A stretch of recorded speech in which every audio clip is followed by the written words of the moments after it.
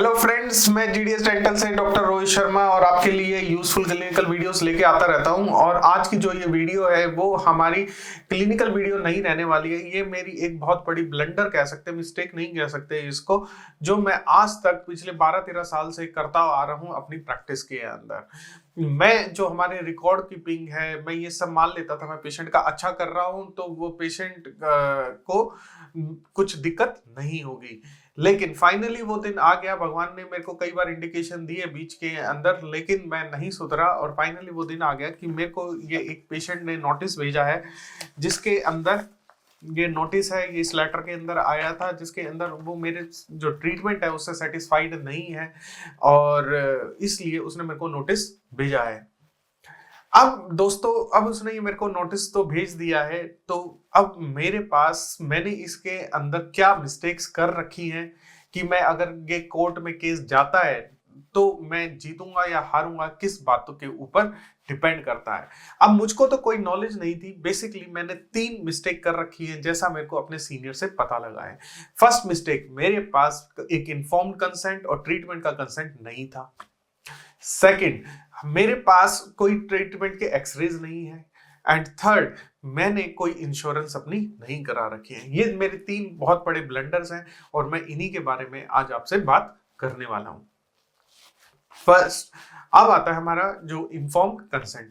Friends, मैं ये सोचा करता था कि अगर मैं अपने पेशेंट से साइन कराने के लिए कहूंगा, जैसे हॉस्पिटल में कराते हैं, तो वो भाग जाएंगे। वो मेरे से तरह तरह के सवाल करेंगे कि कोई लोन तो नहीं ले रहे हो, कोई कुछ तो नहीं ले रहे हो।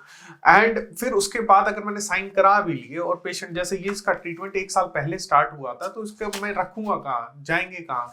मेरे से जो सॉफ्टवेयर है, डेंटल सॉफ्टवेयर, उसमें ही सारी एंट्री नहीं होती। तो ये मेरे पास कुछ तरीके के मेरे पास एक्सक्यूजेस थे, जिसके कारण मैं नहीं करा करता था।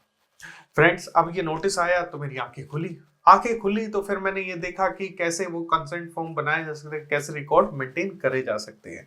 तो फ्रेंड्स, मैं ये मैंने एक ओपीडी कार्ड डिजाइन कराया है। ये मेरी प्रैक्टिस के अकॉर्डिंग है। इसके अंदर मैंने सबसे पहले नेम, एज वगैरह लिखवाया, फिर मेडिकल हिस्ट्री लिखवाई, फिर उसके बाद ये इंग्लिश और हिंदी के अंदर इन्फॉर्म कंसेंट है कि भाई आप हमसे चेकअप कराने आए हो और हम फोटोग्राफ्स, आपके मॉडल्स वगैरह ले सकते हैं।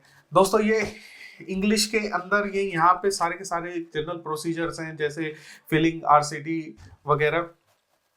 इस तरफ हिंदी के अंदर है। फिर ये हमारे पीछे डेंटल हिस्ट्री है, फिर ट्रीटमेंट हिस्ट्री है, यहाँ पे ट्रीटमेंट प्लान है और यहाँ पे भी पेशेंट साइन करेगा।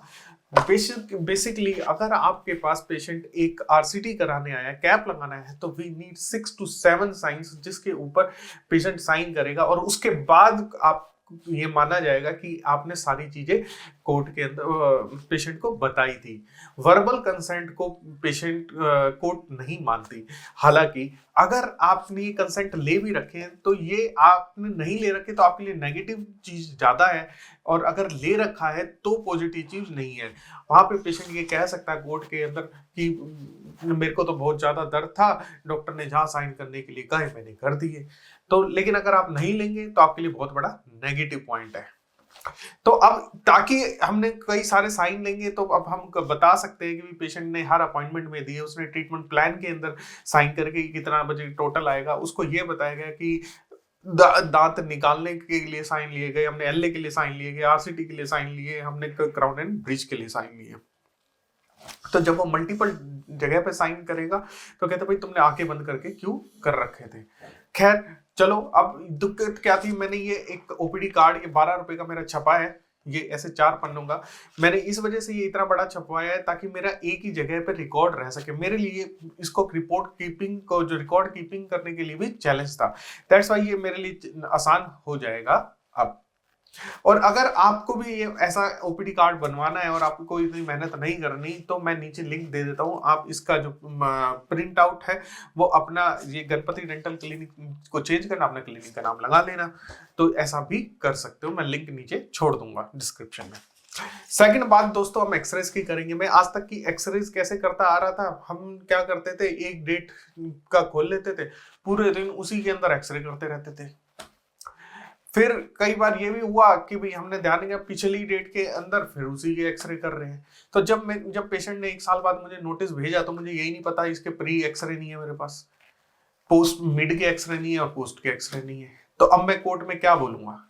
कि मैंने क्या ट्रीटमेंट किया, क्यों करा, कैसे करा, ये मुझे कुछ नहीं पता। फ्रेंड्स, आप मेरी जैसी गलती नहीं करना। पर पेशेंट के हिसाब से आपने एक्सरेज को करना है और उसको स्टोर भी करना है अप टू 3 इयर्स। इसलिए कई बार ये भी हो सकता है कि आपका लैपटॉप खराब हो जाए, और तो इस वजह से आपको एक बैकअप भी बनाना है। आजकल तो बैकअप बनाना बहुत आसान है। आपको सॉफ्टवेयर के अंदर एक फोल्डर को क्लिक कर दो, जो फोल्डर ऑटोमेटिकली अपलोड भी होता रहता हो क्लाउड के ऊपर। फ्रेंड्स, एंड लास्ट में हमने जो मैंने गलती कर रखी थी, कोई इंश्योरेंस नहीं ले रखी थी। फ्रेंड्स, एक प्रोफेशनल इंडेमनिटी इंश्योरेंस होती है जो डॉक्टर्स, लॉयर्स, इन सब के लिए की जाती है। इसमें क्या होता है कि अगर मेरे ऊपर कोई केस किया गया है, मैं तो मेरे बिहाफ पे वो कंपनी लड़ेगी एंड वो ही फिर अगर कंपनसेशन देगी अगर वो हारते हैं तो। एंड ये जो इंश्योरेंस है ये बहुत चीप प्राइस के ऊपर आपको मिल जाएगा। 10 लाख का इंश्योरेंस 2,500 रुपए में मिल जाएगा।